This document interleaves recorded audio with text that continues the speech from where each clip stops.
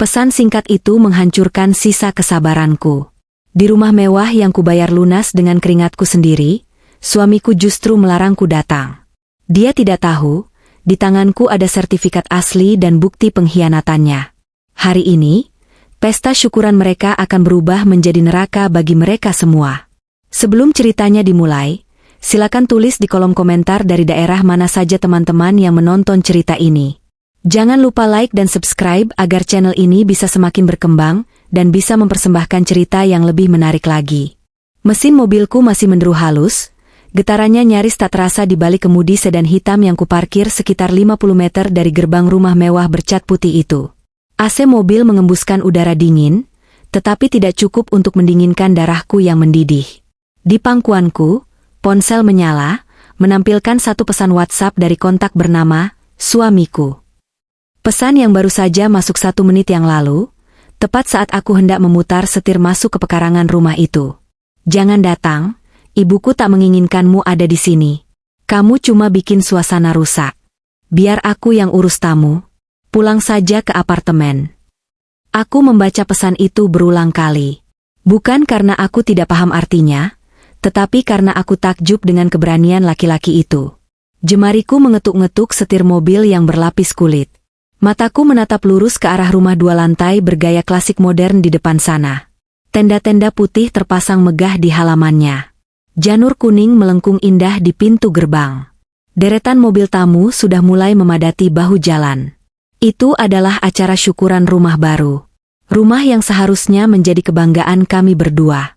Namun, yang lebih menggelikan adalah fakta yang tidak diketahui oleh siapapun di pesta itu, termasuk suamiku sendiri, Dimas, dan ibunya, Ibu Lestari. Mereka mengira aku hanyalah istri benalu yang tidak tahu diri jika berani menampakkan muka di sana. Aku melirik ke jok penumpang di sebelahku. Di sana tergeletak sebuah map coklat tebal. Di dalamnya, tersimpan dokumen paling penting, sertifikat hak milik atas rumah mewah di depan sana. Dan nama yang tertera di sana bukan nama Dimas, apalagi nama Ibu Lestari. Nama yang tertulis dengan tinta hitam di atas kertas berharga itu adalah namaku, Clarissa. Oke, ketikku singkat sebagai balasan. Aku menekan tombol kirim. Tidak ada emoji, tidak ada protes panjang lebar. Cukup satu kata itu untuk membuat Dimas merasa aman. Biarkan dia berpikir aku adalah istri penurut yang bodoh, yang akan memutar balik mobil dan menangis di pojokan kamar apartemen sempit kami yang lama. Aku mematikan mesin mobil. Keheningan menyergap sejenak.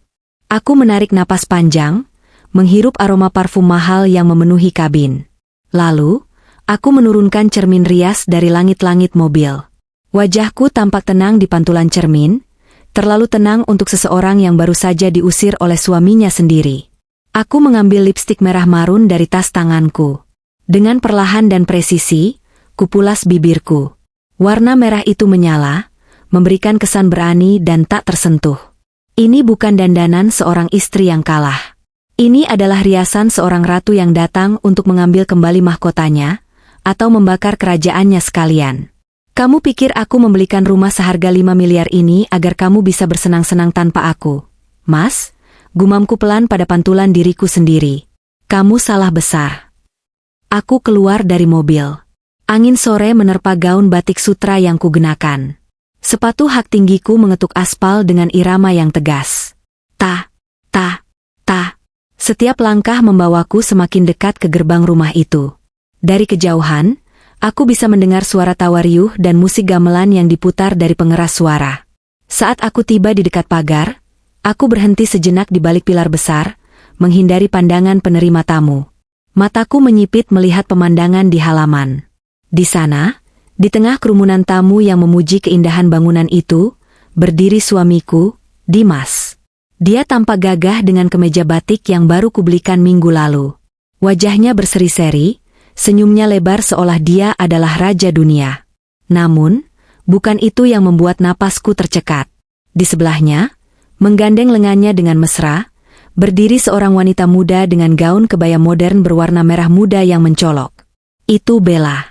Wanita yang selama ini sering muncul di notifikasi media sosial Dimas sebagai rekan kerja.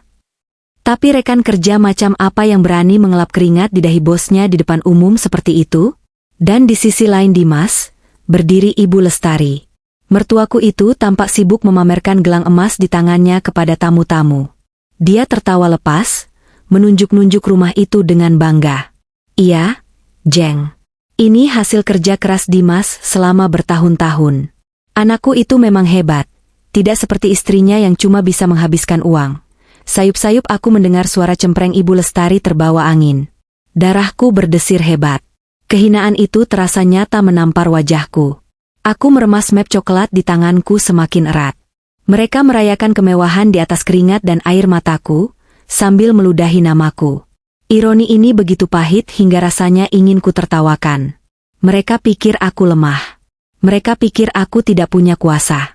Aku membetulkan letak tas tanganku, menegakkan punggung, dan melangkah keluar dari persembunyian. Satpam yang menjaga gerbang, yang kebetulan mengenaliku karena aku yang merekrutnya, terbelalak kaget. Bu Clarissa? Loh, Bapak bilang Ibu sakit dan tidak bisa datang? Sapanya bingung. Aku tersenyum miring, sebuah senyum yang tidak mencapai mataku. Sakit? Oh, aku sudah sembuh, Pak. Sembuh total. Buka gerbangnya lebar-lebar. Pemilik rumah mau masuk. Dan dengan langkah pasti, aku memasuki arena pertempuran. Langkah kakiku di atas paving blok halaman rumah baru itu terasa berat. Bukan karena ragu, melainkan karena memori masa lalu yang tiba-tiba berputar di kepalaku seperti kaset rusak. Setiap tawa yang kudengar dari para tamu, seolah menarikku kembali ke masa-masa di mana aku berjuang mati-matian, demi menjaga kehormatan laki-laki yang kini berdiri di sana sambil menggenggam tangan wanita lain. Pernikahan kami sudah berjalan 5 tahun. 5 tahun yang penuh dengan sandiwara yang melelahkan. Semua orang, termasuk Ibu Lestari dan keluarga besar Dimas, tahu bahwa Dimas adalah seorang pengusaha kontraktor yang sukses. Mereka melihat mobil yang kami pakai, pakaian yang kami kenakan, dan gaya hidup kami yang serba cukup. Apa yang mereka tidak tahu, dan apa yang mati-matian ku sembunyikan, adalah bahwa perusahaan Dimas sebenarnya sudah gulung tikar sejak tahun kedua pernikahan kami. Aku masih ingat malam itu, 3 tahun yang lalu. Hujan deras mengguyur Jakarta, seolah langit turut menangisi nasibku. Dimas pulang dalam keadaan mabuk, bersimpuh di kakiku sambil menangis meraung-raung. Maafkan aku, Clarissa. Proyek jembatan itu gagal. Aku ditipu rekan bisnis. Uang modal habis, aku punya utang 2 miliar ke vendor. Ratapnya saat itu. Wajahnya yang biasanya sombong terlihat begitu menyedihkan. Sebagai istri yang berbakti, hatiku hancur melihatnya. Saat itu, bisnis ekspor kerajinan rotan milikku sedang naik daun. Tanpa pikir panjang, aku menggunakan tabunganku, uang yang seharusnya untuk modal ekspansi bisnisku, untuk menutup lubang utang Dimas. Jangan bilang ibu, ya, pinta Dimas saat itu, matanya memerah. Ibu punya jantung lemah. Kalau dia tahu aku bangkrut, dia bisa mati mendadak. Biarkan ibu tetap mengira aku sukses. Kamu kelola saja keuangannya, tapi biarkan aku yang terlihat sebagai kepala keluarga yang hebat. Dan itulah kesalahan terbesarku. Aku setuju. Sejak saat itu, aku bekerja seperti kuda. Pagi buta aku sudah mengurus pengiriman kargo ke Eropa, siang hari meeting dengan pengrajin, dan malamnya aku masih harus mengerjakan laporan keuangan. Sementara Dimas, dia hanya berpura-pura pergi ke kantor. Kenyataannya, dia sering menghabiskan waktu di kafe, bermain golf dengan alasan mencari koneksi, atau sekadar tidur di rumah saat aku sudah berangkat kerja.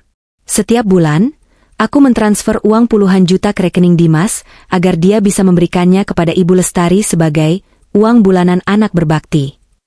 Ini buat ibu, dari hasil proyek Dimas bulan ini, kata Dimas selalu begitu setiap kali menyerahkan amplop tebal itu pada ibunya. Ibu Lestari akan menerimanya dengan mata berbinar, lalu melirikku dengan tatapan meremehkan. Tuh, Clarissa, contoh suamimu. Kerja keras, bahagiakan orang tua. Jangan cuma sibuk kelayapan gak jelas. Bisnis rotanmu itu apa sih hasilnya? Paling cuma cukup buat beli bedak. Setiap kalimat itu keluar dari mulut ibu, hatiku seperti diiris sembilu. Ingin rasanya aku berteriak bahwa uang yang dipegang ibu itu adalah uangku. Bahwa baju yang dipakai ibu, obat-obatan mahal ibu, bahkan renovasi rumah lama ibu, semuanya dari bisnis rotan yang dia hina itu. Tapi setiap kali aku hendak membuka mulut, Dimas akan menatapku dengan tatapan memohon, mengingatkan pada janji kami untuk menjaga kesehatan jantung ibunya. Aku menelan semua hinaan itu. Aku telan bulat-bulat demi cinta bodohku pada Dimas. Puncak dari semua ini adalah 3 bulan lalu. Ibu Lestari mulai merongrong Dimas. Dia bilang dia malu tinggal di rumah lama yang sempit. Dia ingin rumah besar di kawasan elit, agar bisa pamer ke teman-teman arisannya. Kalau kamu memang sukses, Dimas, belikan ibu rumah baru. Masak menantu Bu Broto dibelikan apartemen, ibu masih di rumah tua ini, tagih ibu saat makan malam. Dimas, tentu saja, panik. Dia tidak punya uang sepeser pun. Malamnya, dia memelukku, merayuku dengan kata-kata manis yang sekarang terdengar seperti racun. Sayang, tolong aku sekali ini saja. Bisnismu kan lagi untung besar dari pesanan Jerman kemarin. Belikan rumah itu atas namaku, ya? Nanti kalau proyekku gol, aku ganti. Ini demi ibu. Kamu mau kan jadi menantu yang baik? Awalnya aku menolak. Itu uang yang sangat besar. Tapi Dimas terus mendesak. Bahkan mulai memanipulasi perasaanku. Dia bilang kalau aku tidak mau bantu, berarti aku ingin melihat dia durhaka pada ibunya. Akhirnya, aku luluh. Tapi kali ini, aku menggunakan sedikit akal sehatku yang tersisa. Aku setuju membelikan rumah itu, tapi aku bersikeras menggunakan namaku di sertifikatnya dengan alasan administrasi perpajakan bisnisku. Dimas setuju saja, karena baginya yang penting kuncinya ada di tangan dan dia bisa pamer ke ibunya. Dan inilah hasilnya. Aku melihat ke sekeliling pesta. Tante Sari, tetangga kami yang mulutnya lebih tajam dari silet, sedang berbisik-bisik dengan tamu lain sambil menunjuk ke arah Bella. Itu calon istri barunya Dimas ya? Cantik ya, kelihatan berkelas. Gak kayak si Clarissa, kucel, sibuk gak jelas tapi gak pernah kelihatan hasilnya.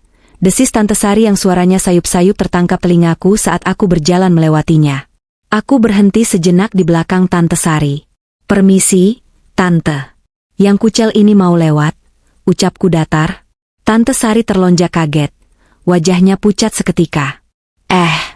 Clarissa? Kok datang? Katanya. Aku tidak mempedulikan gagapnya.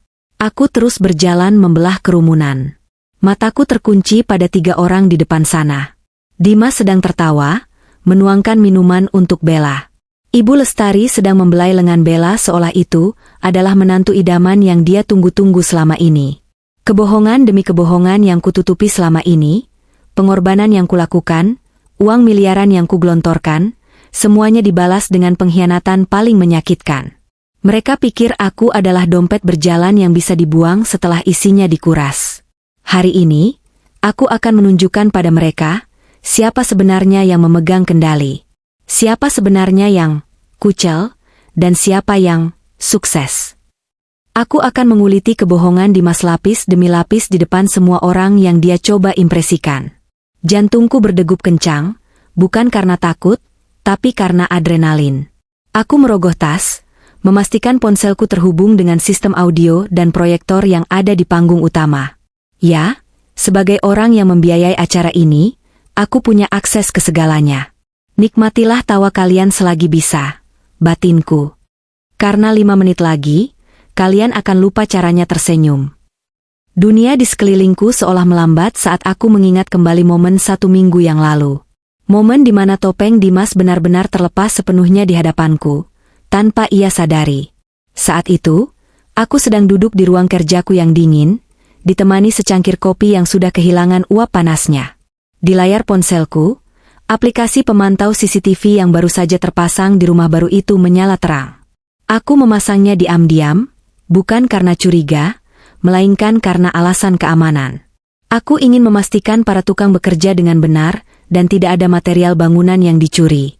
Namun, yang kutangkap di layar ponselku hari itu jauh lebih mencengangkan daripada sekadar tukang yang malas. Jantungku berhenti berdetak sesaat ketika melihat mobil SUV hitam milik Dimas memasuki pekarangan rumah baru itu. Padahal, dia bilang padaku sedang meeting di luar kota selama 2 hari untuk mengurus proyek fiktifnya. Aku menahan napas, menatap layar kecil itu dengan mata membelalak. Pintu mobil terbuka. Dimas keluar, tapi dia tidak sendiri. Dari pintu penumpang, turun seorang wanita muda dengan rambut panjang bergelombang dan pakaian yang cukup terbuka untuk ukuran kunjungan ke proyek bangunan. Itu Bella, mantan sekretaris di kantor lama Dimas sebelum bangkrut. Wanita yang dulu pernah kutemui sekilas dan diperkenalkan Dimas sebagai karyawan magang yang rajin. Tanganku gemetar saat menekan tombol volume di aplikasi itu agar suara dari mikrofon CCTV terdengar jelas. Suara mereka masuk ke telingaku, jernih dan menyakitkan, seolah mereka sedang berdiri tepat di sebelahku. "Wah, Mas, gila, rumahnya gede banget," seru Bella sambil berputar-putar di ruang tamu yang masih kosong. Hak sepatu tingginya beradu nyaring dengan lantai marmer yang kupilih sendiri di pameran bahan bangunan bulan lalu. "Ini seriusan nanti bakal jadi punya kita?" Dimas tertawa, tawa yang renyah dan penuh percaya diri. Dia berjalan mendekati Bella, melingkarkan tangannya di pinggang wanita itu dengan santai. Pemandangan itu membuat perutku mual. Itu adalah sentuhan yang sudah lama tidak ia berikan padaku. "Ya iyalah, sayang," jawab Dimas enteng. Si Clarissa itu bodoh. Dia pikir dia beli rumah ini buat investasi masa depan kami. Padahal, begitu sertifikatnya keluar dan lunas, aku bakal cari gara-gara. "Cari gara-gara gimana?" tanya Bella manja, menyandarkan kepalanya di dada suamiku. "Gampang," Dimas menyeringai. "Aku akan bikin dia nggak betah. Aku akan terus-terusan tekan dia soal anak. Kamu tahu kan dia mandul? Itu titik lemahnya. Aku akan minta ibu buat nekan dia terus sampai dia stres dan minta cerai. Kalau dia yang minta cerai duluan, posisiku aman. Rumah ini kan dibeli pas nikah, jadi masuk harta gono gini.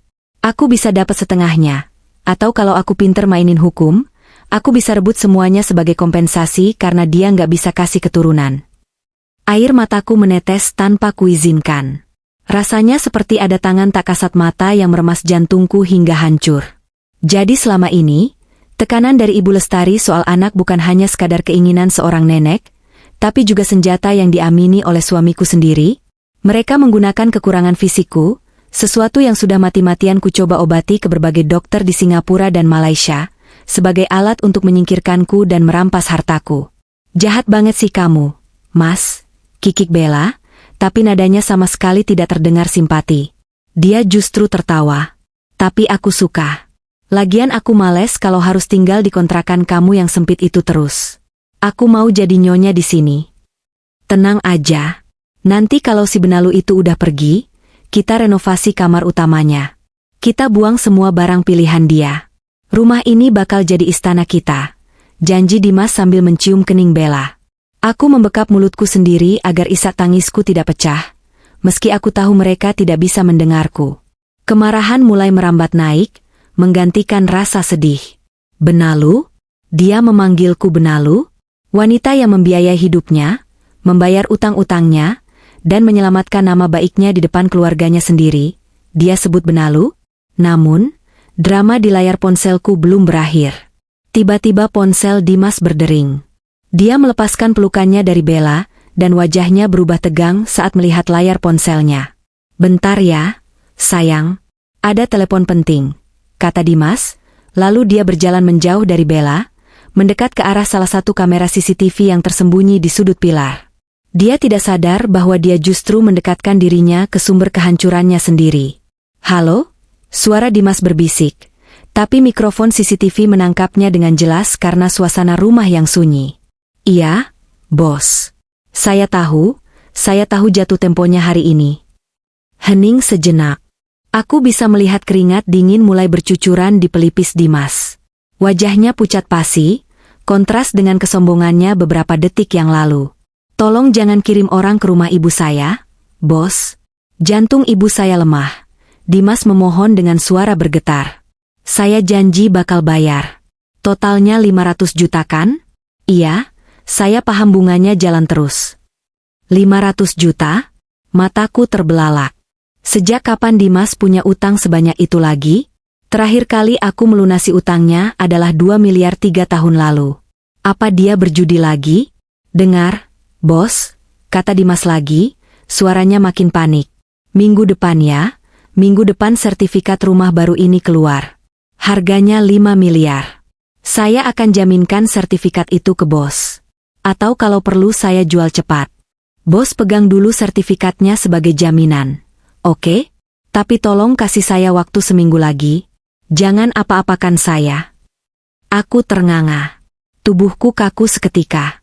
Dia berniat menjaminkan sertifikat rumah yang kubeli dengan uang jerih payahku kepada rentenir judi? Rumah yang bahkan belum ia tempati, sudah ia gadai nyawanya? Kebencian yang dingin mulai menjalari nadiku. Rasa sedih yang tadi sempat muncul kini menguap tak berbekas, digantikan oleh murka yang tenang namun mematikan. Dimas bukan hanya seorang peselingkuh. Dia adalah parasit yang berbahaya. Dia berencana menceraikanku, mengusirku, lalu memberikan rumahku pada selingkuhannya, sambil diam-diam menggadaikan aset itu untuk menutupi dosa judinya. Dia ingin menghancurkan hidupku dari segala sisi, finansial, emosional, dan sosial. Aku mematikan layar ponsel itu. Tanganku tidak lagi gemetar. Aku menghapus air mata di pipiku dengan kasar. Cukup. Sudah cukup aku menjadi istri bodoh yang berbakti pada suami yang tidak tahu diuntung. Sudah cukup aku mengalah pada mertua yang tidak pernah menghargaiku. Saat itu juga, aku bersumpah. Aku tidak akan menangis lagi. Aku tidak akan membiarkan Dimas mengambil 1 sen pun dari hasil kerjaku. Dia ingin bermain api? Baik, akan kubakar dia sampai menjadi abu. Dia menganggapku lemah karena aku diam? Dia akan segera belajar bahwa diamnya singa bukan berarti tidur, tapi sedang mengintai mangsa. Aku menyimpan rekaman CCTV itu ke dalam folder tersembunyi, lalu membuat 3 salinan cadangan di cloud dan hard disk eksternal. Ini adalah amunisi utamaku. Ini adalah senjata yang akan kulepaskan tepat di jantung pertahanannya. Tunggu tanggal mainnya, Mas, desisku pada ruangan kosong itu. Kamu mau syukuran rumah baru? Aku akan pastikan itu jadi syukuran terakhir yang pernah kamu adakan seumur hidupmu. Keesokan harinya, aku bangun dengan energi yang berbeda. Tidak ada lagi Clarissa yang lesu dan penuh keraguan. Aku bangun lebih pagi dari biasanya, menyiapkan sarapan untuk Dimas seperti biasa, namun dengan tatapan yang kosong.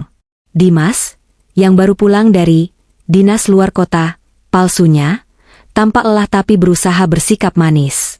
Dia mencium pipiku, dan butuh seluruh kekuatan tekadku untuk tidak meludah di wajahnya saat itu juga. Begitu Dimas pergi, katanya ke kantor, padahal aku tahu dia pasti menemui teman judinya atau Bella, aku langsung bergerak. Tujuan pertamaku bukan kantor, melainkan firma hukum Aryo O Partners. Aryo adalah teman kuliahku dulu, seorang pengacara handal yang tahu betul seluk-beluk hukum perdata dan pidana. Tumben lo mampir. Clar, ada masalah kontrak bisnis lagi? Tanya Aryo saat aku duduk di hadapannya di ruang kerjanya yang bernuansa kayu ek. Aku meletakkan map berisi bukti-bukti yang sudah kucetak dan salinan rekaman CCTV dalam flash disk di atas mejanya. Bukan bisnis, yo. Ini soal personal. Gue mau cerai. Dan gue mau dia hancur sehancur-hancurnya. Wajah Aryo berubah serius. Dia membuka map itu, membaca lembar demi lembar bukti mutasi rekening, bukti chat, dan transkrip rekaman CCTV yang sudah kubuat. Alisnya terangkat tinggi saat membaca bagian tentang rencana Dimas menjaminkan sertifikat rumah. Gila, gumam Aryo.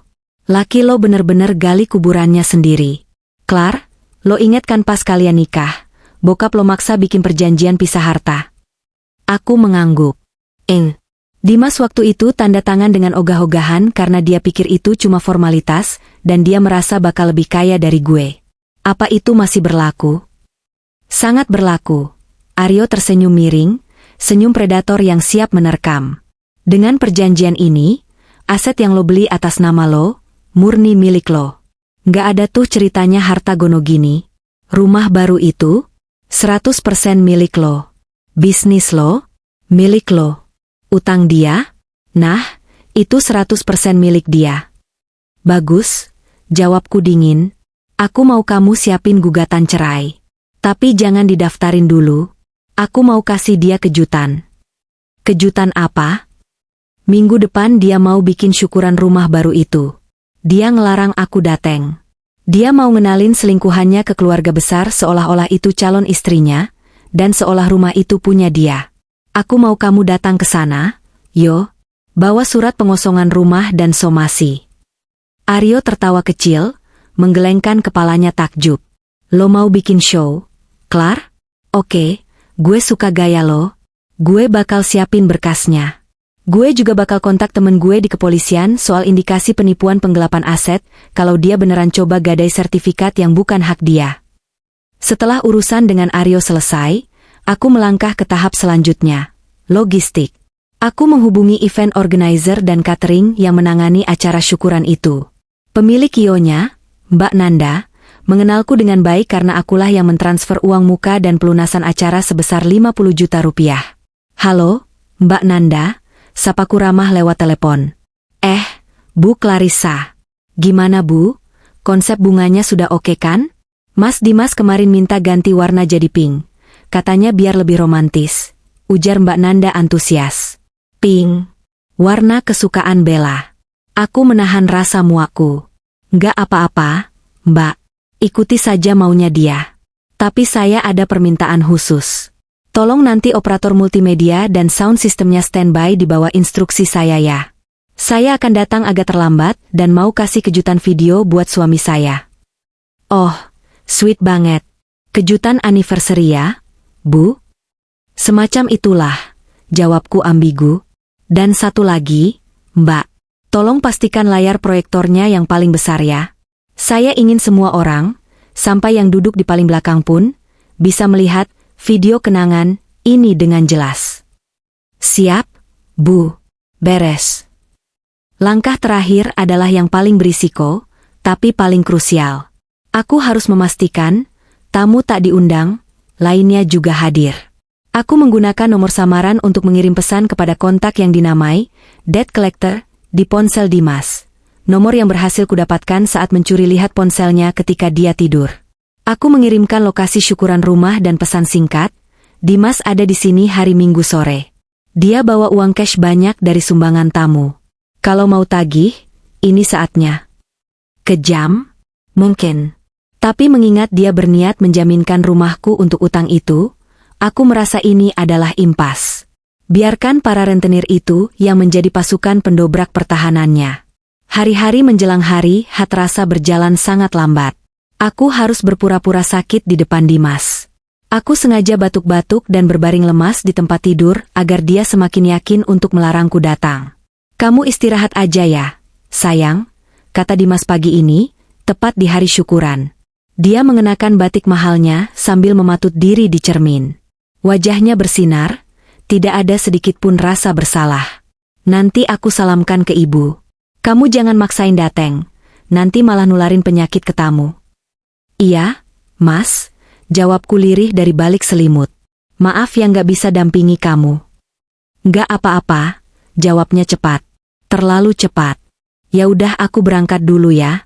Kamu pesen makan online aja. Begitu pintu kamar tertutup dan suara mobilnya menjauh, aku langsung melompat dari tempat tidur. Sakitku hilang seketika. Aku mandi, menyalakan musik rock keras-keras untuk memompa adrenalin, dan mulai mendandani diriku. Aku memilih gaun terbaikku, sepatu paling tinggi, dan perhiasan paling mencolok yang kupunya. Aku mengambil map dokumen dari laci brankas.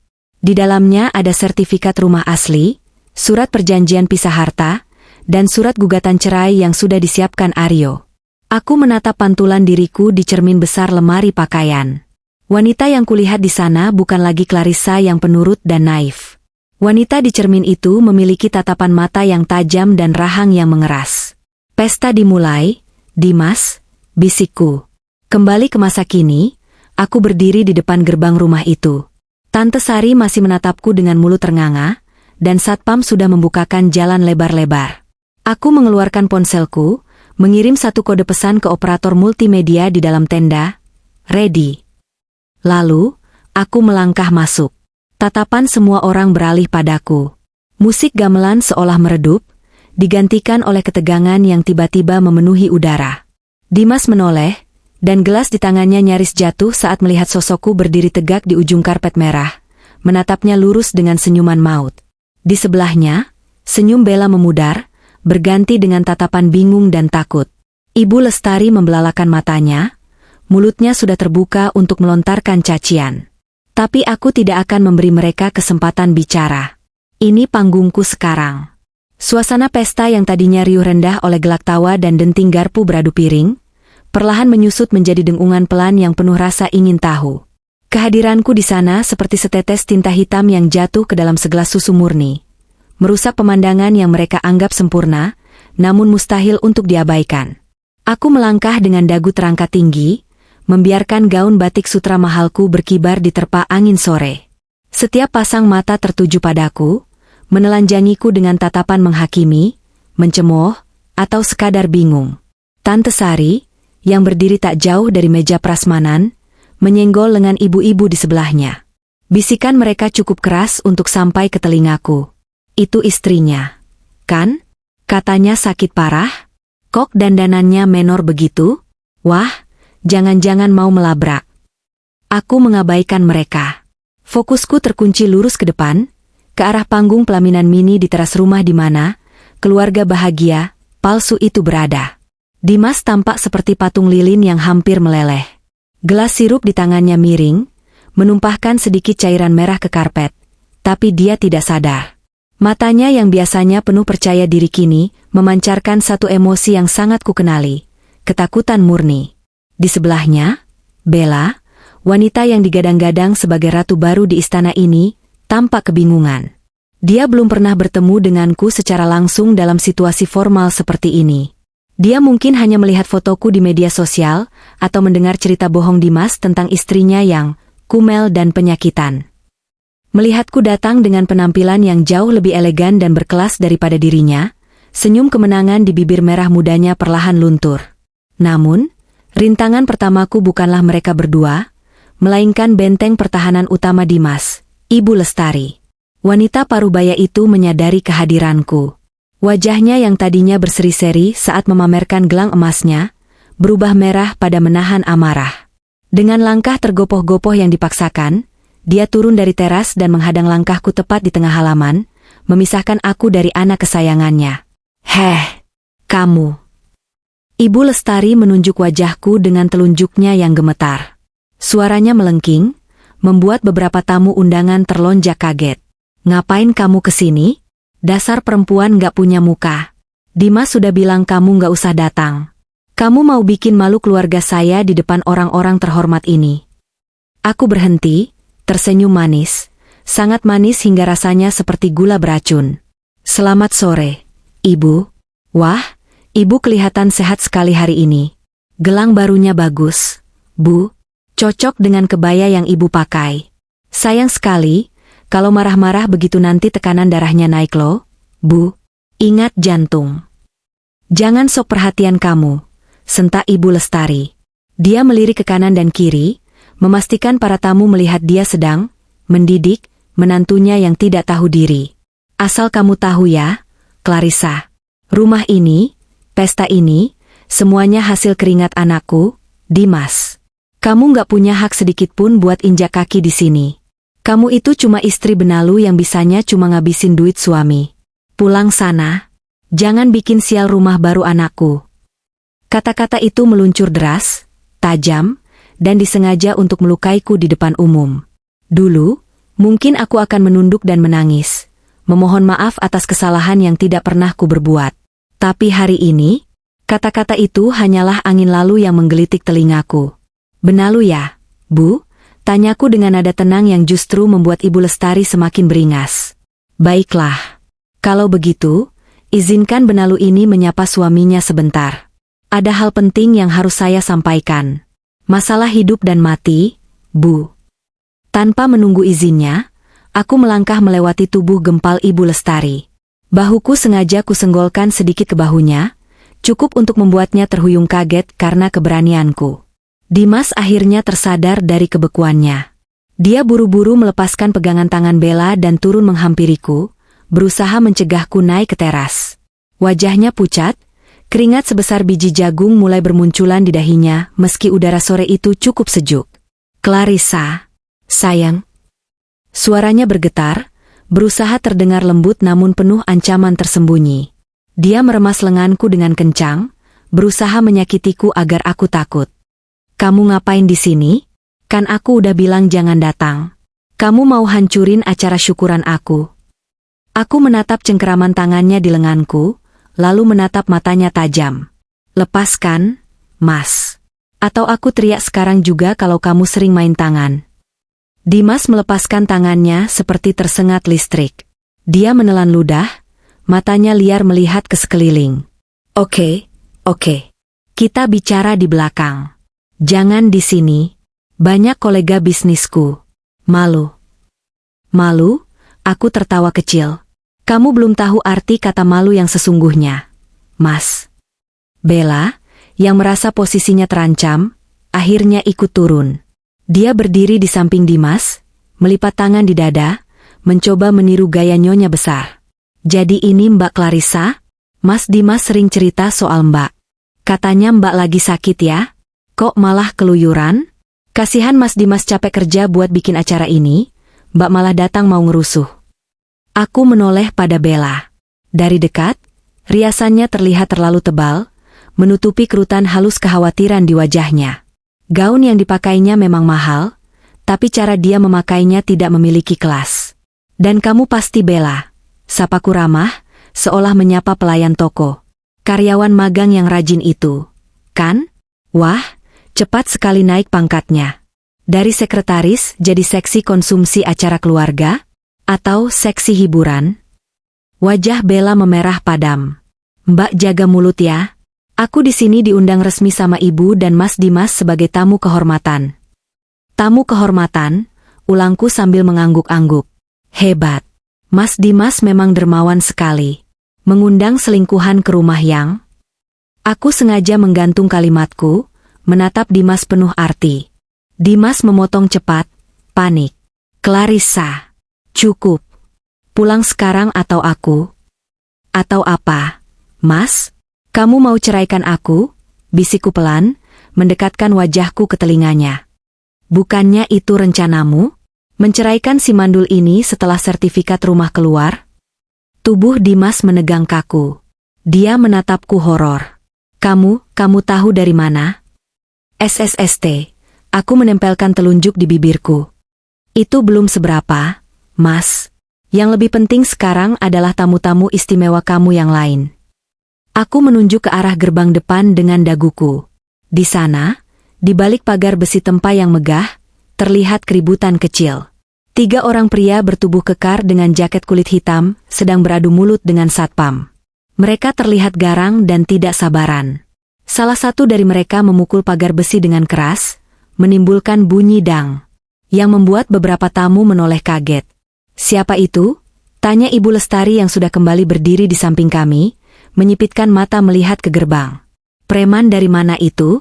Satpam. Usir mereka. Aku tersenyum miring melihat wajah Dimas yang berubah menjadi seputih kertas. Dia tahu persis siapa mereka. Dia mengenali jaket itu. Dia mengenali postur tubuh para penagih utang yang selama ini menerornya lewat telepon. Mas, bisikku lagi, kali ini dengan nada yang sangat dingin, seperti es yang menusuk tulang. Teman-teman judimu datang. Mereka bilang kamu janji mau bayar hari ini. 500 juta, kan? Katanya kalau nggak bayar, mereka mau ambil paksa apa saja yang ada di sini. Mungkin mobilmu? Atau mungkin mengobrak-abrik pesta ibumu? Kaki Dimas goyah. Dia hampir jatuh jika tidak berpegangan pada sandaran kursi taman. Napasnya memburu. Clarissa tolong. Desisnya putus asa. Jangan biarkan mereka masuk. Ibu jantung ibu. Loh, kok minta tolong sama istri benalu? Tanyaku pura-pura bingung. Kan kamu pengusaha sukses, Mas. Kontraktor hebat. Masa utang judi segitu aja nggak bisa bayar? Temui Gih. Kasihan mereka sudah jauh-jauh datang. Aku nggak punya uang, Clarissa. Demi Tuhan, aku nggak punya uang. Dimas setengah menangis, suaranya tertahan di tenggorokan. Bantu aku sekali ini aja. Usir mereka. Aku janji bakal lakuin apa aja. Aku janji bakal putusin Bella. Tolong. Bella yang mendengar nama disebut, menatap Dimas kaget. Mas? Maksudnya apa putusin aku? Mas kan janji mau nikahin aku. Diam kamu. Bentak Dimas pada Bella, membuat wanita itu tersentak mundur dengan mata berkaca-kaca. Situasi mulai kacau. Tamu-tamu di sekitar kami mulai berbisik-bisik semakin keras. Ibu Lestari bingung melihat anaknya ketakutan setengah mati. "Dimas, ada apa ini? Siapa orang-orang itu? Kenapa kamu bentak Bella?" cecar Ibu Lestari. "Bu, ibu masuk dulu ke dalam." Dimas mencoba mendorong ibunya menjauh. "Nggak usah, Bu, tahanku. Ibu berhak tahu kok. Itu tamu Mas Dimas. Rekan bisnis di meja judi." "Apa?" Ibu Lestari melotot. "Judi? Dimas, apa maksud istrimu ini?" Dimas tidak bisa menjawab. Dia terjebak.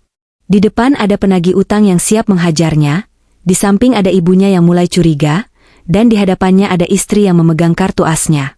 Tekanan psikologis ini menghancurkan topeng kewibawaannya dalam hitungan detik. Dia bukan lagi tuan rumah yang gagah, dia hanyalah tikus yang terpojok. "Gimana, Mas?"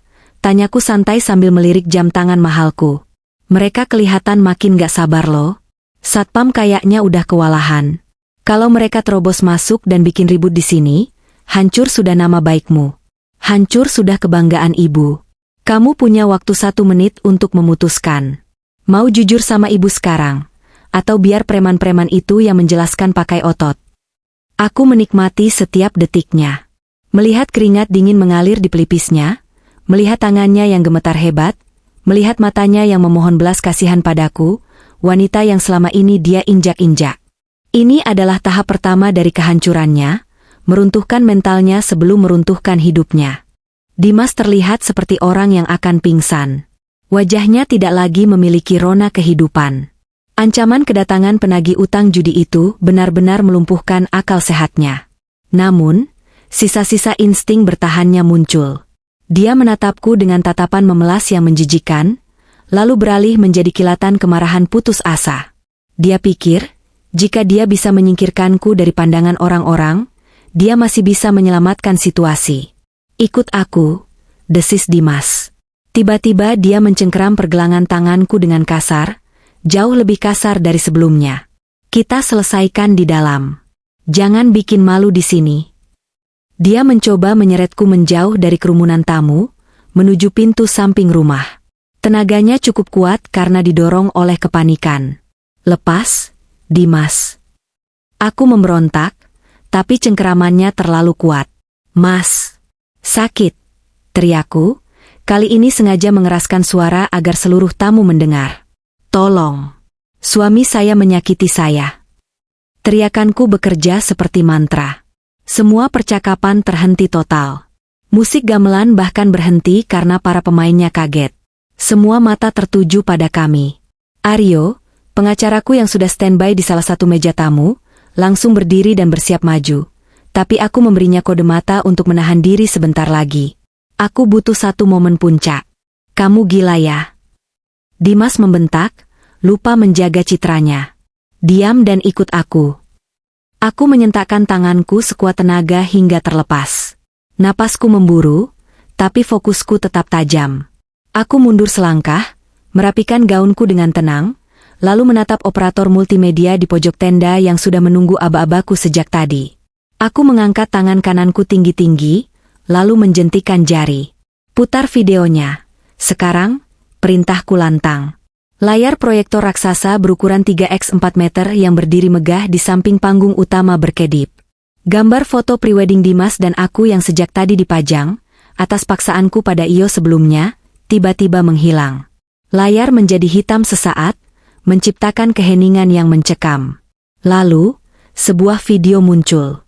Kualitasnya tajam dan suaranya jernih menggelegar lewat sound system ribuan watt yang disewa untuk pesta itu. Di layar, terlihat jelas ruang tamu rumah mewah ini. Tanggal rekaman tertera di pojok kiri atas, 1 minggu yang lalu. Sosok Dimas dan Bella masuk ke dalam frame. "Wah, Mas, gila, rumahnya gede banget." Suara Bella terdengar cempreng dan antusias, menggema di seluruh halaman pesta. Di video itu, Bella berputar-putar layaknya pemilik rumah. Para tamu terkesiap. Bisik-bisik mulai terdengar riuh. Bella yang asli, yang berdiri di samping Ibu Lestari, menutup mulutnya dengan tangan, wajahnya pucat pasi. Video berlanjut. Dimas di layar memeluk Bella dan mengucapkan kalimat yang akan menjadi paku peti matinya. Ya iyalah, sayang. Si Clarissa itu bodoh. Dia pikir dia beli rumah ini buat investasi masa depan kami. Padahal, begitu sertifikatnya keluar dan lunas, aku bakal cari gara-gara. Hah? Ibu Lestari ternganga. Dia menatap layar, lalu menatap Dimas, lalu kembali ke layar. Dimas itu, kamu. Video terus berputar tanpa ampun. Aku akan minta ibu buat nekan dia terus sampai dia stres dan minta cerai. Rumah ini kan dibeli pas nikah, jadi masuk harta gono gini. Aku bisa dapat setengahnya. Dan bagian yang paling menyakitkan bagi Ibu Lestari pun muncul. Lagian ibu itu bawel banget. Nanti kalau kita udah nikah, kita taruh aja ibu di panti jompo atau biarin di rumah lama. Jangan bawa dia ke sini, ngerusak pemandangan. Astaga.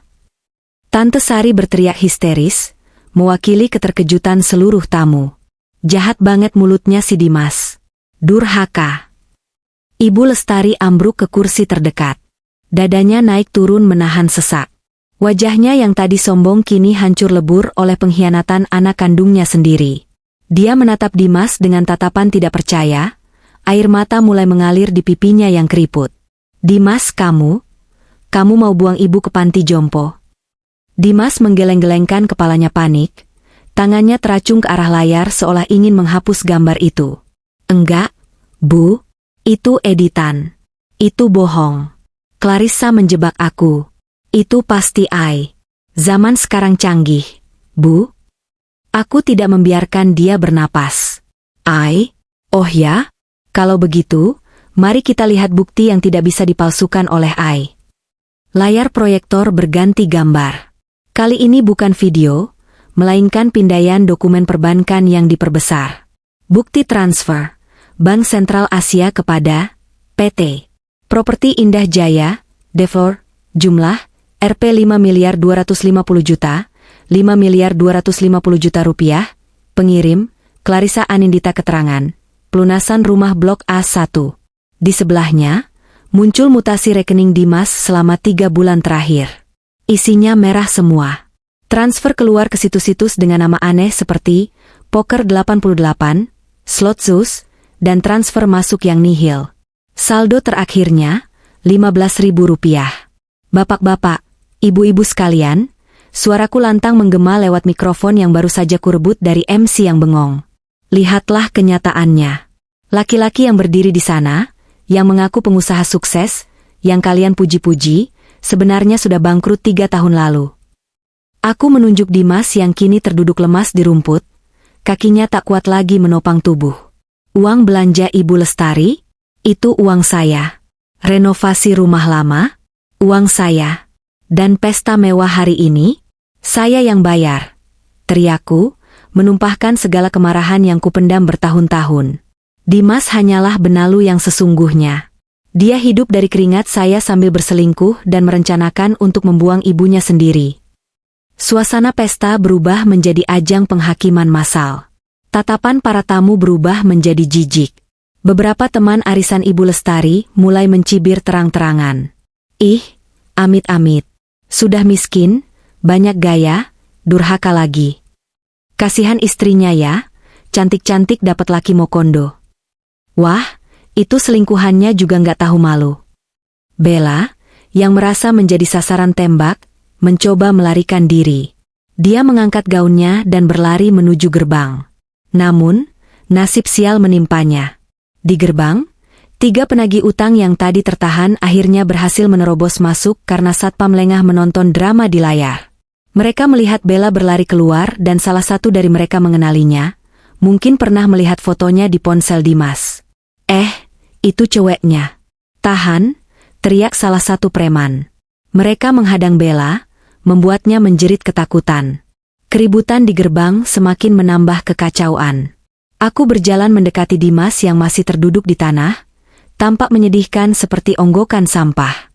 Aku berdiri menjulang di atasnya, menatapnya dengan rasa iba yang sudah mati. Gimana, Mas? Masih mau bilang ini rumah kamu? Tanyaku dingin. Masih mau usir aku dari rumahku sendiri?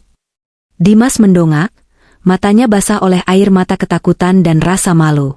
Clarissa, maafin aku hilaf, jangan gini, Dek. Kita bicara baik-baik. Aku suamimu. Mantan, koreksiku cepat. Segera menjadi mantan. Aku memberi isyarat pada Aryo. Pengacaraku itu maju dengan gagah, membawa sebuah map tebal. Dia menyerahkannya padaku. Aku mengeluarkan secari kertas. Bukan surat cinta, tapi salinan surat perjanjian pisah harta yang sudah dilegalisir dan surat somasi. Aku melemparkan kertas-kertas itu ke wajah Dimas. Lembarannya berhamburan jatuh di sekitarnya seperti hujan kertas putih.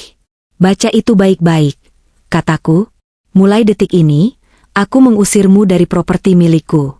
Dan karena kamu sudah melanggar kontrak pernikahan kita dengan berzina dan menipu, kamu keluar dari sini tanpa membawa sepeser pun harta. Baju yang kamu pakai, itu pun beliku. Tapi ambillah, anggap sedekah terakhirku. Ibu Lestari, yang masih sok di kursinya, tiba-tiba berdiri. Dia berjalan tertatih-tatih mendekati kami. Aku pikir dia akan memukulku, tapi ternyata dia berhenti di depan Dimas. Plah! Sebuah tamparan keras mendarat di pipi Dimas. Suaranya begitu nyaring hingga membuat hening seluruh halaman. Anak durhaka, jerit Ibu Lestari histeris. Kamu mau buang ibu ke panti jompo? Setelah semua yang ibu korbankan buat kamu? Ibu malu punya anak kayak kamu. Ibu malu. Dimas memegangi pipinya yang merah, menangis meraung-raung di kaki ibunya. Tapi Ibu Lestari menendangnya menjauh. Hati seorang ibu memang luas, tapi pengkhianatan seorang anak yang ingin membuangnya adalah batas yang tak bisa dilampaui. Aku mundur selangkah, membiarkan drama keluarga itu menjadi tontonan publik. Tugasku menghancurkan kebohongannya sudah selesai. Sekarang tinggal tahap terakhir, membersihkan sampah-sampah ini dari istanaku. Aryo, panggilku tenang. Panggil polisi. Ada penipuan, perzinahan, dan oh ya, gangguan ketertiban umum oleh preman-preman itu. Aryo mengangguk hormat. Siap, Bu Clarissa. Aku berbalik, memunggungi Dimas yang sedang hancur lebur, dan menatap rumah megah di depanku. Rumah ini akhirnya terasa benar-benar milikku. Bukan karena sertifikatnya, tapi karena aku telah merebut kembali harga diriku di sini. Matahari sore mulai meredup, menyisakan semburat jingga kemerahan di ufuk barat yang seolah menjadi latar belakang dramatis bagi panggung kehancuran yang sedang berlangsung di halaman rumah baruku. Udara yang tadinya penuh dengan aroma parfum mahal dan bunga segar, kini terasa berat dan mencekik, bercampur dengan aroma keringat dingin ketakutan yang menguar dari tubuh suamiku, atau lebih tepatnya, calon mantan suamiku. Kehebohan akibat video di layar proyektor belum mereda sepenuhnya ketika gerbang depan yang megah itu didobrak paksa. Suara besi beradu dengan keras. Dang, membuat semua kepala menoleh serentak. Musik gamelan yang elegan sudah mati total sejak beberapa menit lalu, digantikan oleh suara langkah kaki berat yang menyeret kerikil dan rumput. 3 orang pria berbadan tegap melangkah masuk dengan aura yang sangat mengintimidasi. Mereka bukan tamu undangan. Penampilan mereka sangat kontras dengan kemewahan pesta kebun ini. Pria yang memimpin di depan mengenakan jaket kulit hitam yang terlihat lusuh namun menyembunyikan otot-otot kekar di baliknya. Wajahnya keras, dihiasi bekas luka memanjang di pipi kiri, dan tatapan matanya liar mencari mangsa. Di belakangnya, 2 anak buahnya yang tak kalah garang mengikuti, salah satunya membawa tongkat pemukul baseball yang diseret-seret di tanah. Kerumunan tamu yang terdiri dari sosialita teman arisan Ibu Lestari, kolega bisnis palsu Dimas, dan tetangga kompleks yang penasaran, seketika membelah diri seperti laut merah. Mereka mundur teratur dengan wajah pucat, ngeri melihat kedatangan para penagih utang yang jelas bukan orang baik-baik itu. Mana Dimas? Teriak pria berjaket kulit itu. Suaranya menggelegar, serak dan penuh amarah. Keluar lu, pengecut. Katanya hari ini pesta besar. Mana duit gue? Dimas, yang masih bersimpuh di kaki ibunya setelah ditampar, kini gemetar hebat. Tulang-tulangnya seolah dilolosi satu persatu. Wajahnya yang tadi merah padam karena malu, kini berubah menjadi abu-abu pucat seperti mayat hidup. Dia mencoba menyusup ke balik tubuh Ibu Lestari, menjadikan wanita tua yang melahirkannya itu sebagai tameng hidup. Sungguh pemandangan yang menyedihkan dan menjijikkan. Seorang laki-laki dewasa, yang mengaku kepala keluarga dan pengusaha sukses, kini meringkuk seperti bayi di ketiak ibunya saat menghadapi konsekuensi perbuatannya sendiri. Bang Jago. Cicit Dimas dengan suara yang nyaris tak terdengar, tenggorokannya tercekat ketakutan. Sabar, Bang. Jangan di sini, kita bicara di luar. Pria bernama Bang Jago itu meludah ke tanah, tepat ke arah karpet merah yang mahal. Dia tidak peduli dengan tatapan ngeri para tamu. Matanya terkunci pada sosok Dimas yang menyedihkan. Dengan langkah lebar, dia menerobos sisa jarak di antara mereka. Bicara di luar? Lu pikir gue temen ngopi lu? Bentak Bang Jago. Tangannya yang besar dan kasar menyambar kerah ke meja batik sutra Dimas, menariknya paksa hingga Dimas terpaksa berdiri dengan kaki goyah. Lu janji jam 5 sore cair. Sekarang udah jam 5:30. Lu main-main sama gue? Hah? Lu kira duit bos gue itu daun yang bisa lu petik sembarangan? Ampun, Bang, ampun. Dimas menangis, air mata dan ingusnya bercampur membasahi wajahnya yang dulu selalu ia banggakan ketampanannya. Saya lagi usahakan, Bang. Sumpah. Jangan pukul saya di sini, Bang. Malu banyak orang. Malu? Bang Jago tertawa, sebuah tawa kering yang mengerikan. Lu punya malu emangnya? Lu utang judi 500 juta, tapi gaya lu selangit bikin pesta beginian. Bayar sekarang atau gue acak-acak ini tempat. Gue hancurin semua dekorasi norak ini, dan gue patahin kaki lu sebagai bunga. Ibu Lestari, yang masih dalam keadaan shock berat setelah melihat video pengakuan Dimas yang ingin membuangnya ke panti jompo, kini dipaksa menghadapi realitas lain yang tak kalah mengerikan. Dia menatap anaknya dicengkeram preman. Naluri keibuannya sempat muncul sejenak, ingin membela, tapi akal sehatnya menahan langkahnya. Dia melihat wajah anaknya yang penuh kebohongan. Dia melihat penagih utang yang buas. Dan dia melihatku. Ya, Ibu Lestari menatapku. Matanya nanar, memancarkan campuran rasa bingung, marah, dan, untuk pertama kalinya, memohon. Dia berharap aku, menantu yang selama ini dia hina sebagai benalu, akan turun tangan membereskan kekacauan ini seperti yang biasa kulakukan dulu. Dulu, jika ada masalah, aku yang akan pasang badan. Aku yang akan mengeluarkan dompet. Tapi hari ini berbeda. Aku berdiri tegak di samping Aryo, memegang mikrofon dengan tangan yang stabil. Aku membalas tatapan Ibu Lestari dengan dingin. Tidak hari ini, Ibu, batinku. Hari ini kalian belajar berdiri di atas kaki sendiri. Merasa tidak ada yang membela, Dimas melakukan hal yang paling pengecut yang bisa dilakukan seorang pria. Dalam kepanikan total karena lehernya mulai tercekik cengkeraman Bang Jago, jari telunjuknya yang gemetar terarah lurus padaku. Itu istri saya, Bang, teriak Dimas histeris, suaranya pecah. Dia yang punya uang. Dia yang punya rumah ini. Tagih ke dia, Bang. Dia kaya raya. Bisnisnya ekspor-impor. Rumah ini harganya 5 miliar. Sertifikatnya ada di dia. Ambil aja sertifikatnya, Bang. Itu cukup buat lunasin utang saya 10 kali lipat.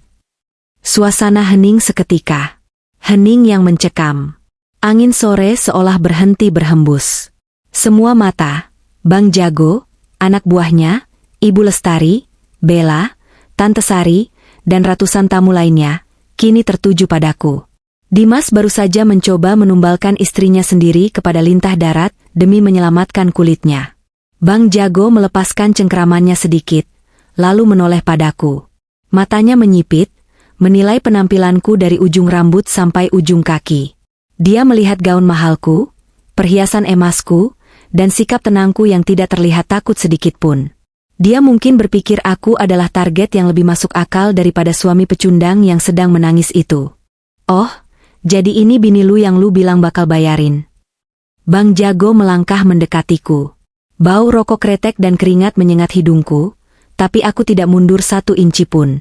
Aryo, pengacaraku, bergerak maju selangkah untuk melindungiku. Tangannya sudah siap di saku jasnya, mungkin memegang ponsel atau alat pertahanan diri. Namun, aku menepuk lengan Aryo pelan, memberinya isyarat untuk tetap tenang. Aku bisa menangani ini. Aku mengangkat mikrofon ke bibirku. Suaraku terdengar jernih, tenang, dan berwibawa melalui pengeras suara yang memenuhi seluruh halaman. Selamat sore, Mas. Sapaku pada preman itu, seolah-olah dia adalah tamu undangan yang tersesat. Maaf, tapi sepertinya ada kesalahpahaman besar di sini. Informasi yang Anda terima dari laki-laki itu, aku menunjuk Dimas dengan daguku, tanpa sudi melihat wajahnya, adalah bohong. Sama seperti hidupnya yang penuh kebohongan. Maksud lu apa, Nyonya? Tanya Bang Jago kasar, tapi dia berhenti melangkah. Ada sesuatu dalam nadaku yang membuatnya waspada. Benar, saya istri Dimas. Tapi, urusan utang piutang dia adalah urusan pribadinya. Jelasku tegas. Aku mengambil map yang dipegang Aryo, membukanya, dan mengeluarkan selembar dokumen dengan materai dan cap notaris resmi. Aku mengangkatnya tinggi-tinggi agar semua orang bisa melihatnya. Ini adalah surat perjanjian pisah harta yang kami tanda tangani sebelum menikah. Secara hukum negara dan agama, harta saya adalah milik saya, dan harta dia adalah milik dia. Begitu juga dengan utang. Rumah ini, aku menghentakkan kaki ke lantai marmer teras, tanah ini, mobil-mobil di garasi itu, dan semua aset yang ada di balik gerbang ini adalah 100% milik saya, Clarissa Anindita. Tidak ada satu sen pun hak Dimas di sini. Aku menatap mata Bang Jago tajam, menantangnya. Jadi, kalau Anda mau menagih, silakan tagih ke orang yang berutang pada Anda. Silakan ambil apa yang dia punya. Baju batiknya, jam tangannya, atau ginjalnya sekalipun, itu urusan Anda dengan dia. Tapi, suaraku merendah, menjadi lebih dingin dan mengancam. Jika Anda atau anak buah Anda berani menyentuh satu pot bunga saja di rumah saya, atau membuat keributan yang merusak properti saya, Anda berhadapan dengan hukum. CCTV di rumah ini ada 20 titik. Merekam wajah kalian dengan resolusi 4K. Dan pengacara saya di sini, aku menunjuk Aryo, sudah terhubung langsung dengan Kapolsek setempat. Bang Jago terdiam. Dia bukan orang bodoh. Dia preman, ya, tapi dia tahu bedanya memeras penjudi yang lemah dengan melawan orang kaya yang paham hukum dan punya koneksi. Mengambil sertifikat rumah dari tangan istri yang punya perjanjian pisah harta adalah tindakan kriminal murni, perampokan, yang bisa membuatnya membusuk di penjara puluhan tahun. Sementara menagih utang judi ke Dimas adalah urusan bisnis bawah tanah. Wajah Bang Jago memerah menahan marah karena merasa dipermainkan oleh Dimas. Dia berbalik badan, menatap Dimas dengan tatapan membunuh. Lu bohongin gue lagi, Mas? Geram Bang Jago. Suaranya rendah seperti geraman harimau. Lu bilang bini lu bakal bayar. Lu bilang rumah ini gono gini. Lu mau jebak gue biar gue ngerampok orang yang gak salah? Dimas mundur teratur, wajahnya horor. Enggak, Bang. Sumpah. Dia istri saya. Dia harusnya bantu suami. Clarissa. Dimas berteriak padaku, suaranya melengking putus asa. Kamu tega banget. Kamu mau biarin aku mati? Bayarin dulu, nanti aku ganti. Aku janji aku ganti. Jangan biarin mereka bawa aku. Ganti pakai apa, Dimas? Tanyaku datar lewat mikrofon. Pakai uang monopoli? Rekeningmu saja cuma sisa 15.000 rupiah. Kamu mau ganti pakai apa? Harga dirimu? Maaf, itu pun sudah nggak ada harganya. Kata-kataku adalah vonis mati bagi harapannya. Di saat yang bersamaan, Bella, sang selingkuhan yang sejak tadi terpaku di dekat meja prasmanan, tampaknya baru saja menyambungkan semua titik-titik kebenaran di otaknya. Dia melihat Dimas yang memohon-mohon seperti pengemis. Dia mendengar tentang utang 500 juta. Dia menyadari bahwa rumah mewah yang dia impikan untuk dia tinggali ternyata bukan milik Dimas, dan dia tidak akan pernah bisa menginjakan kakinya di sini sebagai nyonya rumah. Mimpi indahnya hancur berkeping-keping. Dan bagi wanita materialistis seperti Bella, tidak ada yang lebih menyakitkan daripada menyadari bahwa dia telah berinvestasi pada saham kosong. Dasar penipu. Teriakan Bella melengking, memecah ketegangan antara Dimas dan preman. Wanita itu berlari maju, tidak peduli dengan sepatu hak tingginya yang menyulitkan langkah. Dia menerjang Dimas, memukuli dada bidang pria itu dengan tas tangannya yang keras. Bugh! Buge. Aduh. Bella. Sakit. Dimas mencoba menangkis, tapi dia terlalu lemah dan bingung. Kamu bilang kamu CEO. Kamu bilang kamu kaya raya. Bella menjerit histeris, air matanya melunturkan maskaranya hingga wajahnya tampak mengerikan. Kamu bilang istrimu numpang hidup. Ternyata kamu yang benalu. Kamu yang miskin. Kamu mau kondo. Tahu gini aku gak sudi pacaran sama kamu. Balikin jam tangan yang aku kasih. Balikin traktiranku selama ini. Bel, sayang, dengerin dulu. Dimas mencoba memegang tangan Bella. Jangan sentuh aku. Bella meludahi wajah Dimas. Jijik aku sama kamu. Aku kira aku dapat pangeran, taunya dapat sampah. Minggir. Aku mau pulang. Bella melepaskan sepatu hak tingginya yang mahal dan melemparkannya sekuat tenaga ke wajah Dimas. Tak. Hak sepatu itu mengenai pelipis Dimas, membuat darah segar mengalir. Dimas memegangi kepalanya, mengerang kesakitan. Para tamu undangan tidak bisa menahan diri lagi. Suara riuh rendah mulai terdengar. Tante Sari, yang berada di barisan paling depan, geleng-geleng kepala sambil merekam kejadian itu dengan ponselnya, siap untuk disebarkan ke grup WhatsApp kompleks. Ya ampun, drama banget. Syukur deh kebongkar. Kasihan Mbak Clarissa selama ini diam aja, bisik seorang ibu-ibu di sebelah Tante Sari.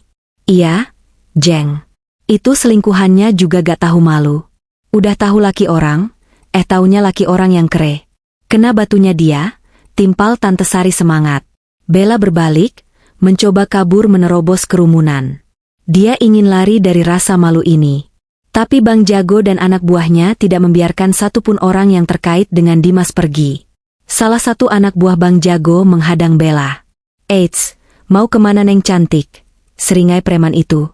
Situ pacarnya kan? Situ juga nikmatin duit utangan bos kita kan? Jangan lari dong. Ikut tanggung jawab.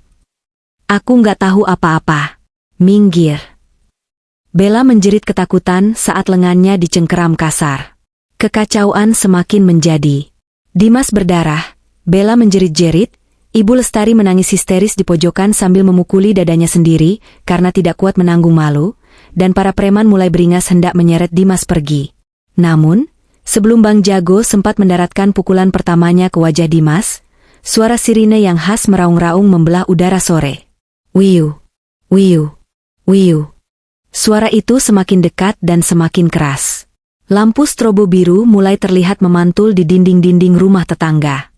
2 mobil patroli polisi dan 1 mobil minibus tahanan melaju kencang dan berhenti tepat di depan gerbang yang terbuka lebar. Polisi, teriak salah satu tamu. Wajah Bang Jago berubah panik. Sialan, siapa yang panggil polisi? Saya, jawab Aryo tenang dari sampingku.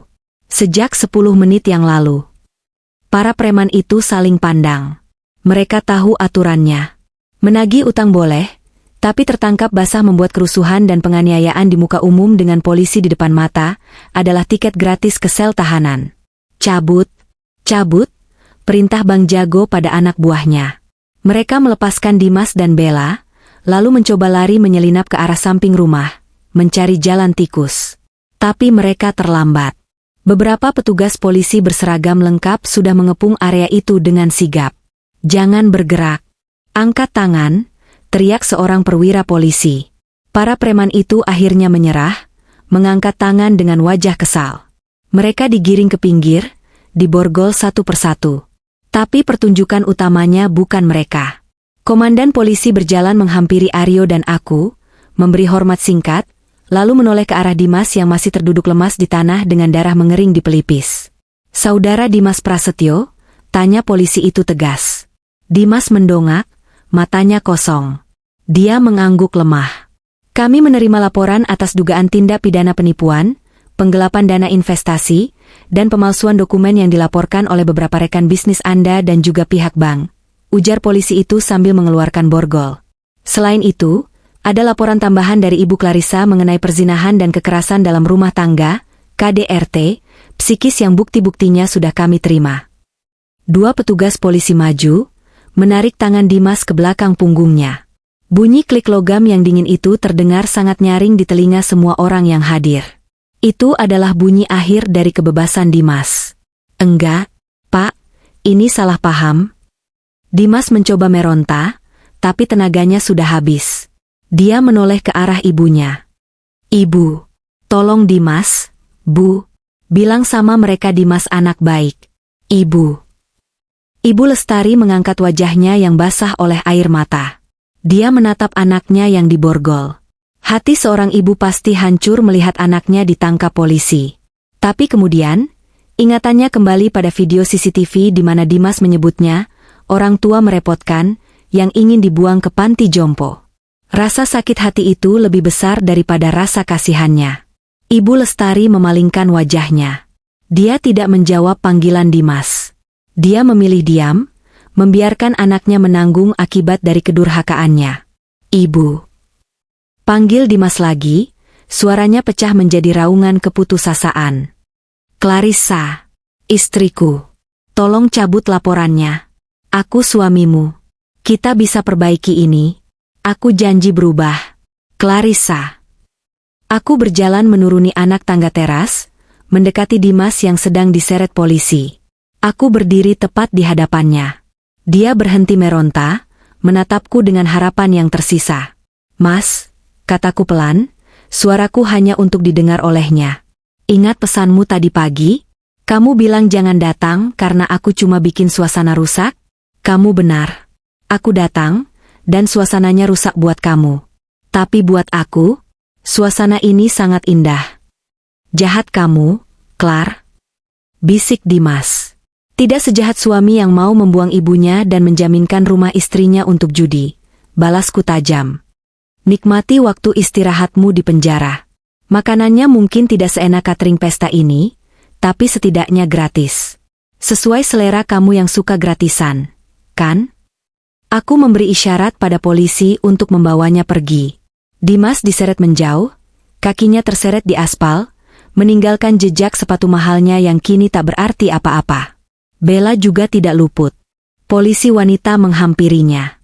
Saudari Bella, Anda juga kami amankan untuk dimintai keterangan sebagai saksi kunci dan terduga penikmat hasil kejahatan. Aku korban, Pak. Aku ditipu dia. Bella menjerit-jerit saat digiring masuk ke mobil polisi, tapi tidak ada yang peduli. Keanggunan palsunya sudah luntur total.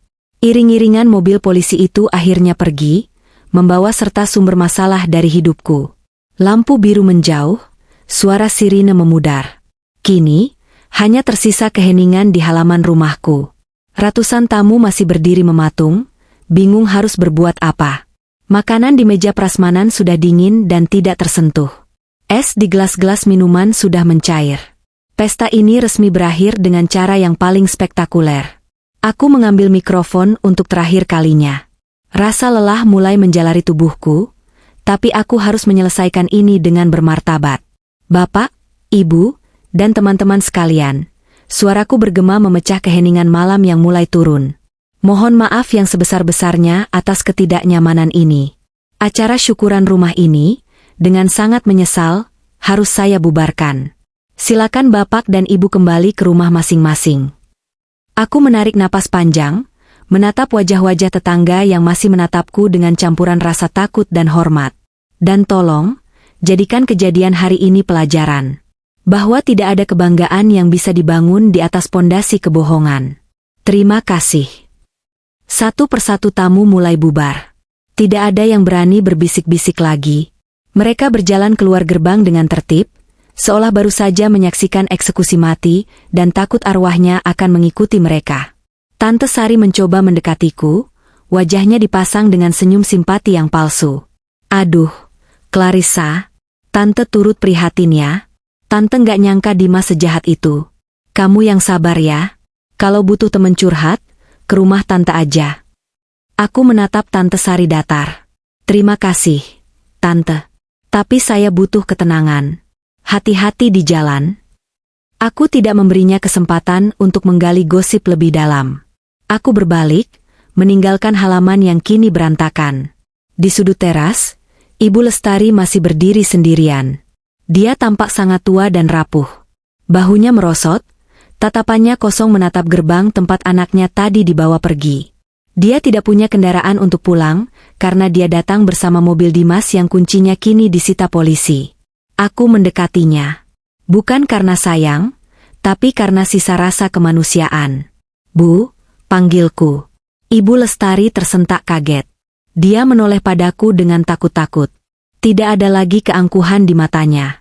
"Clarissa." "Ibu. Ibu nggak tahu?" "Sudah terlambat untuk itu, Bu," potongku. Aku tidak butuh permintaan maafnya. Permintaan maaf tidak bisa menghapus 5 tahun penderitaanku.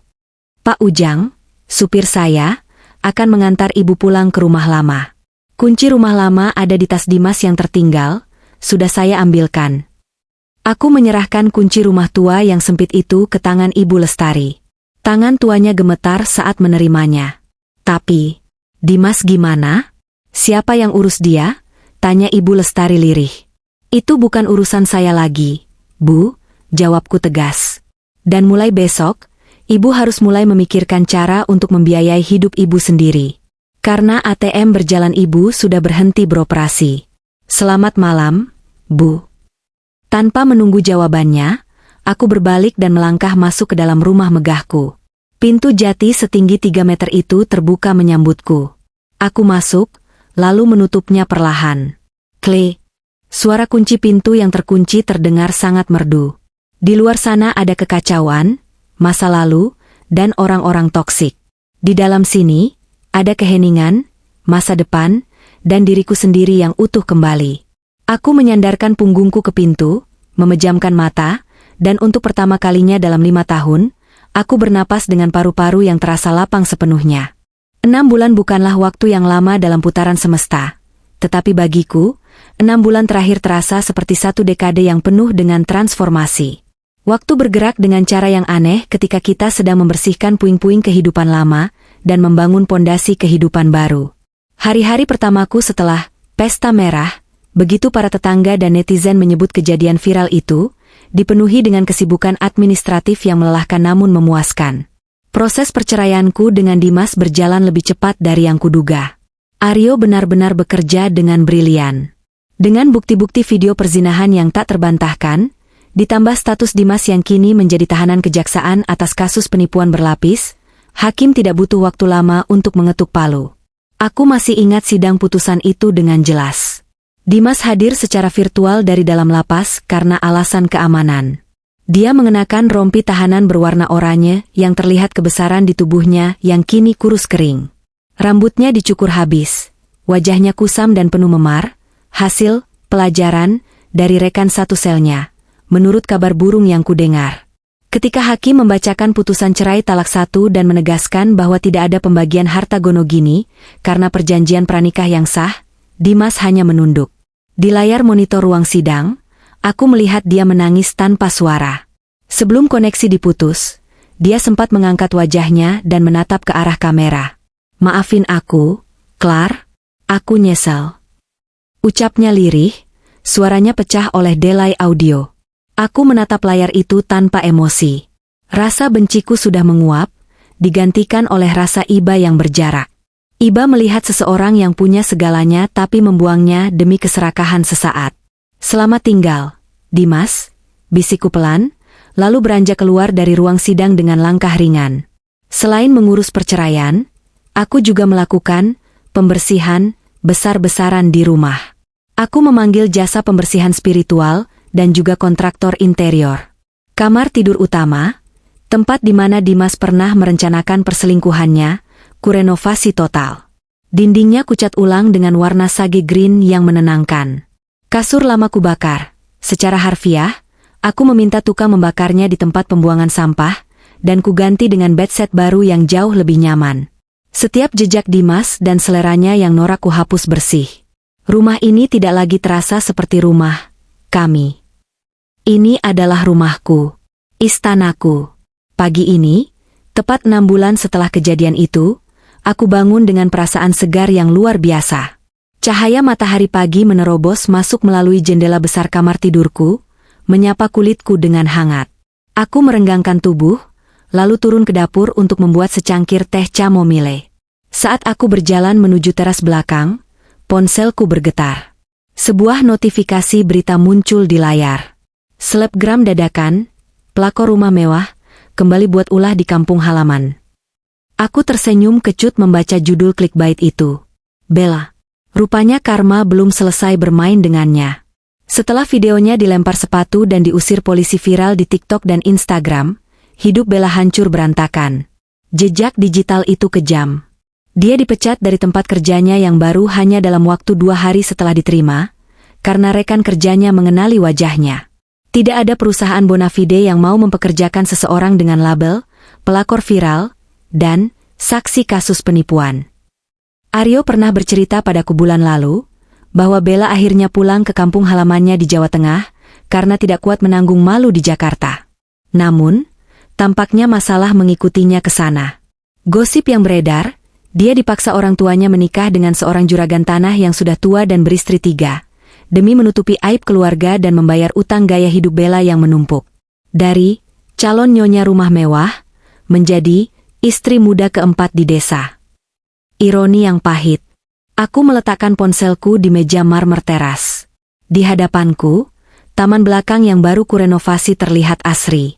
Kolam ikan koi gemericik menenangkan. Dulu, Dimas ingin membuat kolam renang besar di sini agar bisa berpesta dengan teman-temannya. Aku membatalkan rencana itu dan menggantinya dengan taman tropis yang privat dan hening. Tiba-tiba, bel pintu depan berbunyi. Aku melirik jam dinding. Pukul 9 pagi. Siapa yang bertamu di hari Minggu begini? Aku berjalan ke ruang depan dan melihat monitor intercom. Sosok Aryo terlihat di layar, tapi dia tidak sendiri.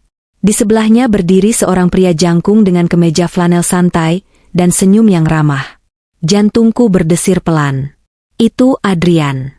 Adrian adalah klien baru perusahaanku. Dia seorang arsitek lanskap yang membantuku mendesain ulang taman belakang ini. Selama 3 bulan terakhir, interaksi kami yang awalnya profesional perlahan berubah menjadi persahabatan yang hangat. Dia tahu masa laluku, siapa sih yang tidak tahu setelah kejadian viral itu? Tapi dia tidak pernah menghakimiku atau memandangku dengan tatapan kasihan. Dia memandangku dengan rasa hormat. Aku membuka pintu. Halo, Bu Bos. Maaf ganggu minggu pagi. Sapa Aryo ceria sambil mengangkat kantong plastik berisi bubur ayam. Gue bawa sarapan enak nih. Sekalian mau update kabar terakhir soal Yah, lu tahu siapa? Adrian tersenyum canggung, menyodorkan sebuah pot kecil berisi tanaman anggrek bulan yang cantik. Hai, Clarissa. Maaf Aryo maksa aku ikut. Katanya anggrek ini cocok buat meja teras kamu yang baru. Ini jenis langka, baru mekar pagi ini. Aku menerima pot itu, menghirup aroma tanah basah yang segar. Terima kasih, Adrian. Cantik sekali. Ayo masuk. Kami duduk di teras belakang, menikmati bubur ayam sambil membicarakan hal-hal ringan. Namun, Aryo, dengan naluri pengacaranya yang tajam, tahu kapan harus masuk ke topik serius. Oke, update terakhir, kata Aryo sambil meletakkan sendoknya. Soal Ibu Lestari. Aku terdiam sejenak. Sudah lama aku tidak mendengar nama itu. Setelah aku mengusirnya malam itu dan memberinya kunci rumah tua, aku memblokir semua nomor telepon yang mungkin dia gunakan. Aku memutus total akses keuangannya. Kenapa dia? Tanyaku datar. Rumah lama yang dia tempati, ternyata sudah digadaikan juga oleh Dimas sebelum dia ditangkap. Ungkap Aryo. Ban menyita rumah itu minggu lalu. Ibu Lestari diusir. Aku menghela napas panjang. Dimas benar-benar menghancurkan segalanya, bahkan tempat berteduh ibunya sendiri. Sekarang dia di mana? Tanyaku, meski sebagian hatiku menolak untuk peduli. Dia tinggal di kontrakan petak di daerah pinggiran, Klar. Kondisinya memprihatinkan. Stroke ringannya kambuh, jadi dia agak susah jalan. Buat makan sehari-hari, dia jualan gorengan di depan SD. Tetangga bilang dia sering melamun dan ngomong sendiri, nyebut-nyebut nama Dimas dan nama lu. Bayangan Ibu Lestari yang dulu duduk di kursi utama pesta dengan kebaya sutra dan gelang emas berlapis-lapis, kini tergantikan oleh bayangan wanita tua renta yang menggoreng pisang dengan tangan gemetar di pinggir jalan berdebu. Dia pernah bilang ke orang-orang, tambah Aryo pelan, kalau dia menyesal. Dia bilang menantu yang dia buang ternyata berlian, sedangkan anak yang dia banggakan ternyata cuma batu kali. Hening menyelimuti meja kami. Adrian menatapku dengan simpati, tapi dia diam, memberiku ruang untuk memproses informasi itu. Apakah aku merasa puas? Jujur, ya. Ada rasa kepuasan mengetahui bahwa keadilan itu ada. Bahwa kesombongan akan selalu jatuh pada akhirnya. Tapi apakah aku bahagia melihat penderitaannya? Tidak. Aku bukan monster. Aku hanya manusia yang sudah terlalu banyak disakiti hingga hatiku menjadi kebal. Apa lu mau bantu dia, Clar? Tanya Aryo hati-hati. Gue bisa atur sumbangan anonim kalau lu mau. Biar hati lu tenang. Aku menatap ikan koi yang berenang tenang di kolam. Ikan-ikan itu tidak memikirkan masa lalu. Mereka hanya berenang maju. Enggak, yo, jawabku mantap. Setiap orang dewasa bertanggung jawab atas pilihan hidupnya. Dia memilih memanjakan anaknya sampai rusak. Dia memilih menghinaku dan merencanakan kehancuranku. Sekarang dia sedang menjalani konsekuensi dari pilihannya. Kalau aku bantu dia sekarang, dia tidak akan pernah belajar. Dan lagi, aku tidak mau membuka pintu masa lalu yang sudah susah payah kututup. Aryo mengangguk, tersenyum bangga. Jawaban yang gue harapkan. Lu kuat, Clar. Lu hebat. Selesai sarapan, Aryo pamit pulang karena harus menemani istrinya belanja, meninggalkan aku dan Adrian berdua di teras. Suasana menjadi sedikit canggung, tapi canggung yang menyenangkan. Taman ini beneran jadi bagus banget ya setelah tanamannya tumbuh. Ujar Adrian memecah keheningan, matanya menatap sekeliling. Berkat arsiteknya yang jago, pujiku tulus. Adrian tertawa renyah. Dia menatapku, tatapannya lembut dan dalam. Clarissa, aku tahu mungkin ini terlalu cepat, atau mungkin kamu belum siap. Tapi, aku senang bisa mengenal kamu. Bukan sebagai klien, tapi sebagai teman. Dan mungkin, kalau kamu mengizinkan, aku ingin jadi teman yang lebih dekat. Aku tertegun. Sudah lama sekali aku tidak mendengar kata-kata yang tulus dari seorang laki-laki. Trauma masa lalu bersama Dimas tentu meninggalkan bekas luka. Rasa takut dikhianati, rasa takut dimanfaatkan, rasa takut tidak cukup baik. Tapi melihat Adrian, melihat ketulusan di matanya, melihat bagaimana dia memperlakukanku dengan hormat selama ini, aku menyadari satu hal. Aku tidak boleh membiarkan Dimas merusak masa depanku juga. Dimas sudah mengambil 5 tahun masa laluku, aku tidak akan membiarkan dia mengambil sisa hidupku dengan menanamkan trauma abadi. Aku tersenyum, senyum yang lepas dan ringan. Aku juga senang mengenalmu, Adrian, jawabku. Kita jalanin aja pelan-pelan ya. Aku masih dalam proses renovasi hati, sama seperti rumah ini. Adrian tersenyum lebar, tampak lega. Siap, Bu Bos. Saya bersedia jadi kontraktor hatinya kalau diizinkan. Kami tertawa bersama. Tawa yang renyah di bawah langit Jakarta yang cerah. Di luar sana, Dimas sedang meringkuk di lantai penjara yang dingin, meratapi nasibnya. Di pinggiran kota, Ibu Lestari sedang berjuang dengan minyak panas dan debu jalanan. Di kampung yang jauh, Bella sedang menjalani hidup yang tak pernah dia inginkan. Mereka semua mendapatkan apa yang pantas mereka dapatkan. Karma telah bekerja dengan sempurna, menutup buku hitam mereka. Dan aku duduk di sini, di rumahku sendiri, memegang kendali penuh atas hidupku, dikelilingi oleh ketenangan dan harapan baru yang mulai tumbuh seperti bunga anggrek yang dibawa Adrian. Aku mengangkat cangkir tehku, bersulang pada bayanganku sendiri di pantulan kaca jendela. Selamat tinggal masa lalu, bisikku, dan selamat datang, Clarissa yang baru. Hidup ternyata indah, ketika kita berani membuang sampah pada tempatnya.